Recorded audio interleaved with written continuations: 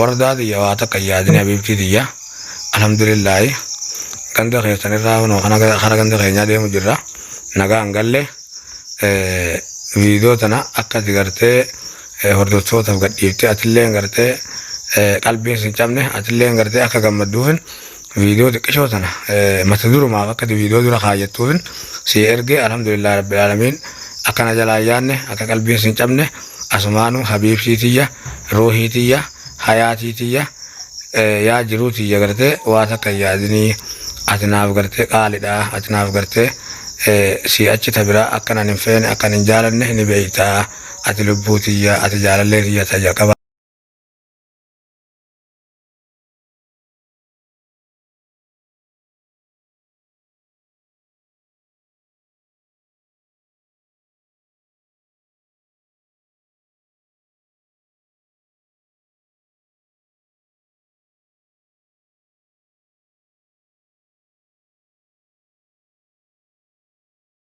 السلام عليكم ورحمة الله وبركاته. جرتني ودلتوتا في خبجمتوتا قينيا كمنا قبتني جرتني جباتني سنين ججا الحمد لله رب العالمين كنون من جراني صبوليين خيا جاي ايغا اسمانو ادينيس رفتي جرتي عيد مبارك سنين ججا بوليين خيا رمضان اللي ايغا ور خير رمضان ارغتي ربي نواغدو في جرا الحمد لله رب العالمين اكافي اكملتو الحمد لله رب العالمين اتي eega wardaan eessa kuttee eessa baddee jechuun keessan oolamu anis gaawaan gammachuu olin arginga ol bahee waa takkallee viidiyoollee isiniin maru jeetin usee taa'utti jira obboleeyyan kiyya alhamdulillah walumaanuu baga gammannee jirraa gaakunoo ilmaan kiyyallee alhamdulillah rabbil aalamiin hafuura isaanii dhageetin jira nagaan biyyatti naagalanii jiranii alhamdulillah rabbil aalamiin kunoo abbaan bilaalleen akkuma gartan viidiyoollee isinii maree jira garuugaa ijoollee isinii mul'isuu hin dandeenye inshaallah isaanis irrumaa isinii maruu ta'a inshaallah waan bishaan irratti gaataan warakkoo fiigaa eegaa cittaanii wajjii waan ta'an malee alhamdulillah lubbuudhaan aalii tiyya bira naaganii jiran jechuu barbaadete haadha fi abbaa kiyya bira naaganii jiran ijoolleen tiyyalleen du'aayin teessan hedduu takka naaqee balamtee obboleeyyan kiyyaa eegaa gammadeetiin jira baga isinilleen gammaddanii hedduu takka gammaddan isinilleen haalan na wajjiin cinqamtanii na wajjiin rakkamuu jirtanii alhamdulillahi rabbil aalamiin galata keessaniin ibsachuu barbaadee rabbii wajjiin obboleeyyan kiyyaa du'aayin teessan hedduu takka na gargaartii du'aayin teessan hedduu takka waa hedduu nu balaanatti deemtullee narraa dhoorgitii obboleeyyan kiyya alhamdulillah eegaa shukrii rabbiitiin ilmaan kiyya bishaan guddaa kanarrallee naa dabranii rakkoon meeqa kararrattillee mudattee akkuma isin agartan waa hundaa agartanii turtanii san hunda keessaa bayanii alhamdulillah san hunda keessa waan asitti taan daran waan bishaan irratti daran rabbiin naa galche alhamdulillah amma booda wanni isaan ta'an hin jiran alhamdulillah rabbii wajjiin anumaaf gugurdatanii bakka dhiiraa naa ga'an jeetii yaadaa du'aa teessan naa godhaafi ammallee rabbiin bakkaan si haa gahu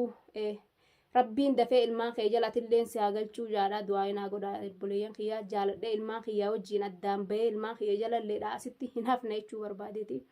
eegaa silaa anillee wajjumaan galeen fedhaa garuu haala jiruu biyya namaa kanaattu nama godha jiruu biyya namaa tana keessattillee waan irra kunne waan keessa kunne akkanan itti jiru ni beeytan obboleeyyan kiyya waan irra deddeebi'ee isinii himullee hin qabu eegaa wardaan akkamitti ilmaan makluuqa kana bishaanirra ergitee jalaa haftellee hajuu hin dhabamu garuu waan as keessatti ta'aa jiru kanarra yoo bishaan sanittuu rabbiinuu fedhini bishaan sanitti harka namaatiin ilmaan kiyya dhumuroo bishaan sanitti du'a wayya jeetiin qajeelche obboleeyyan kiyyaa garuu anilleen jaluma deemee silaan achitti dhabamee naa wayyaa eegaa ilmaan kana gaamee silaa aaliin tiyyallee numa jirti eegaa lubbuudhaan numa jirani haa isaanuma bira naagaanii xiqqollee taatu anillee numa dalagadheetuman nama ta'a jeetuman jireenyuman ifirraa qayyaree eegaa meemee je'eetin biyyaa ba'a malee namni dubbi dalayna je'ee biyyaan ba'u obboleeyyan kiyya namuyi waana qofaa miti gaa'e alhamdulillahi rabbil aalamiin numan ja'a garuu tiyya tana takkatti gaanarra deddeebitee bifa tanaan ga'a ilmaaniin addana baasuu geesse tanallee numa beektanii inshaallah khayruma waa hundinuyi waan rabbiin fide wanni hundinuyi obboleeyyan kiyya du'aa'iin teessan hedduu takka na fayyaddi alhamdulillahi rabbil aalamiin isinillee rabbi jazaa teessan isin haa kafal obboleeyyan kiyya kana wajjiin dhaabbattanii خانا إسنين أجر ربي إسنين أرجع أبتها لي خنا بقول ربي خيانا خلتو خا بكا قرآن التهون ده مسجد هون ده نا ربنا خلتن rabbi jazaate san jannataan isin haqananii sun isiniin jaa ilmaan kiyya alhamdulillahi rabbil aalamiin obboleeyyan kiyya ganaa wanni na yaachisu hin jiru inshaa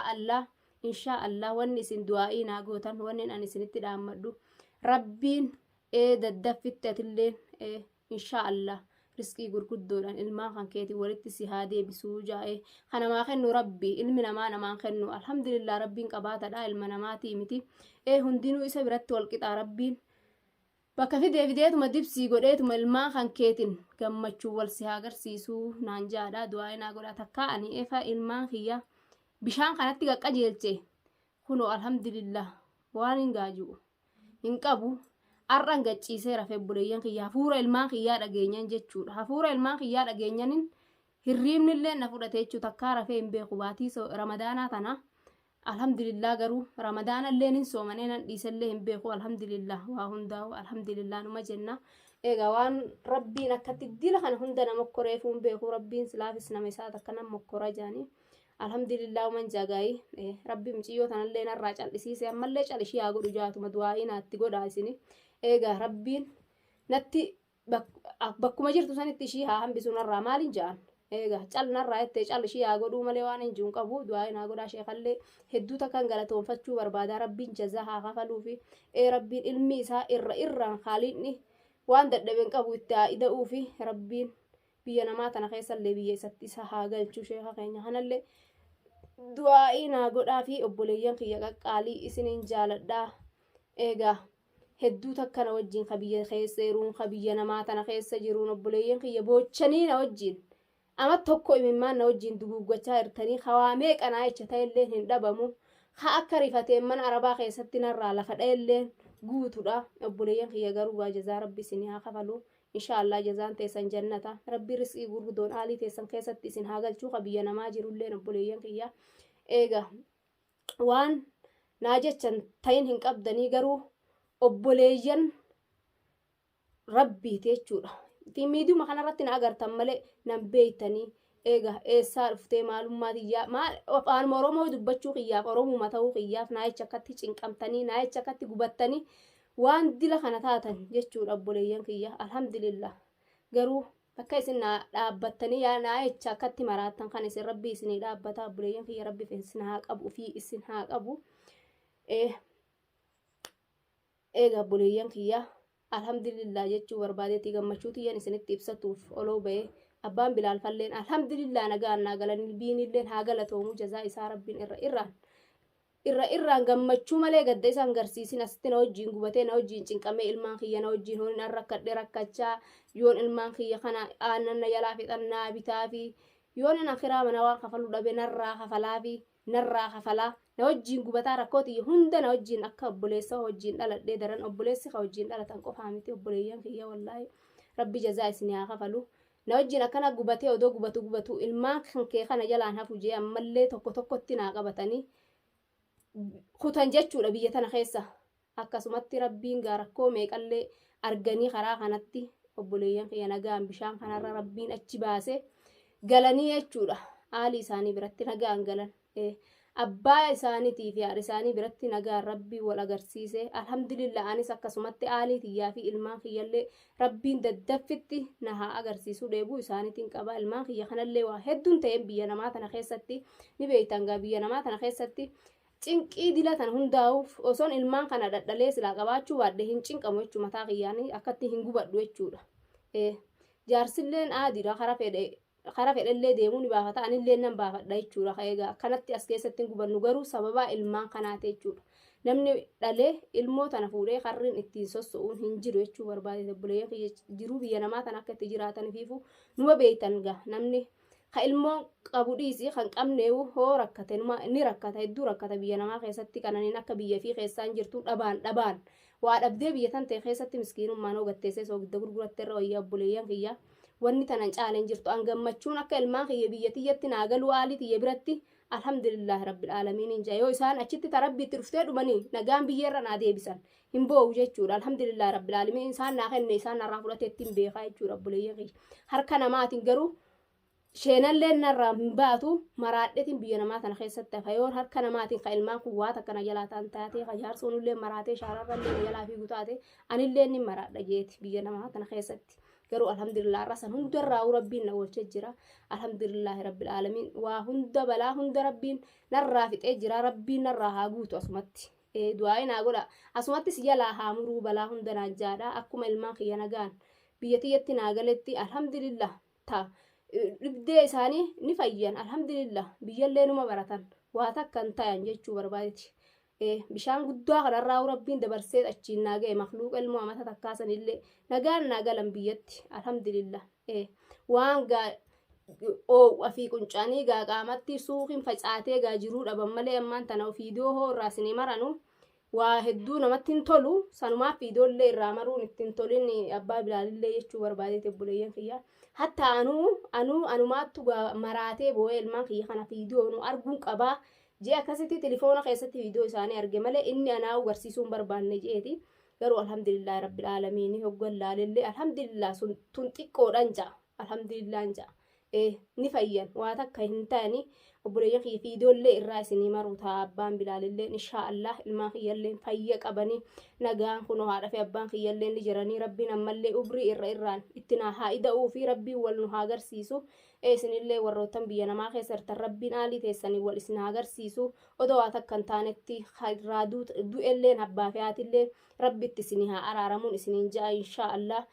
Haadha fi abbaan jiranillee rabbiin nagaan gammachuudhaan wal isinii haa agarsiisu. Haadha fi abbaa keessaniin isin ja'anillee rabbiin ilmaan keetiin walitti si haa deebisuu daddaffitti rabbiin riskii gurguddoo sitti kennee biyya yaman takkatti irraa gubatte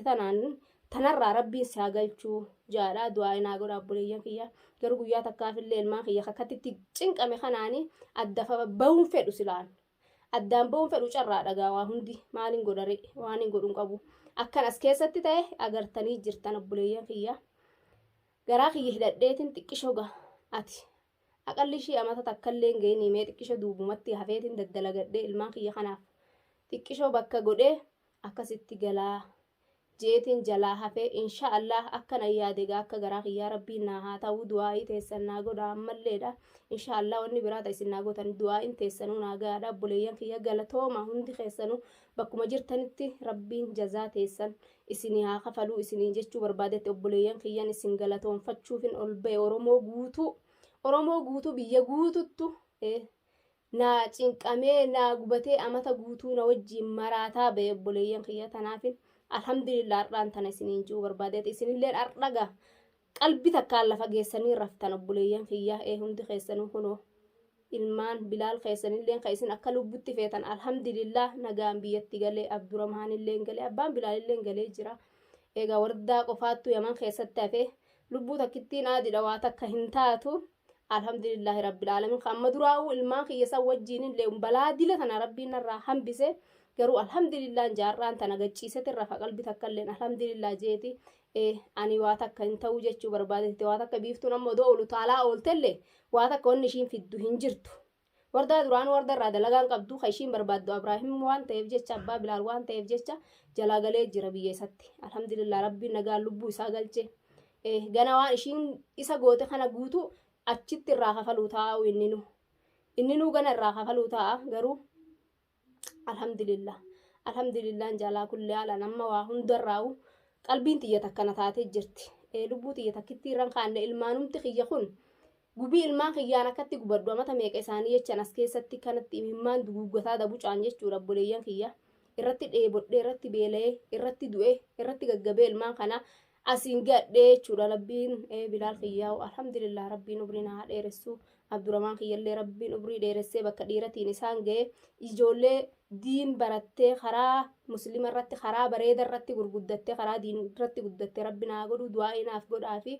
obboleeyyan kiyya nagaan obboleettii isaanii tabiyya jirtu san birallee ganii jiranii ani intala guddoodhaan qaba obboleeyyan kiyya intalti xiyyaarraa kunoo amata 9 fixxee kurnaffaa seentee jirti guddoodha jechuudha xiqqaa san ishiinuu naanii guddiftee jechuudha. Alhamdulillah san hundaanuu rabbiin nan eegni dafee rabbiin itti na haa galchuu jechuudha. Doo ilmaan kiyyallee na wallaalletti obboleeyyan kiyyaa du'aayii teessanii na bira dhaabbadhaa obboleeyyan kiyya qaqqaalii isiniin jaaladhaa isiniin kabajaa Oromoo tiyyaa baganaa jiraattaniin isiniin jaa obboleeyyan kiyya galatoomadhaa horaanaa dagaagadhaan isiniin ja'a asumaanuu iid mubaarak isiniin jeetin jira alhamdulillaahi rabbil aalamiin eegaa wardaan gammaddee isinis gammaddanii jechuu barbaadeeti.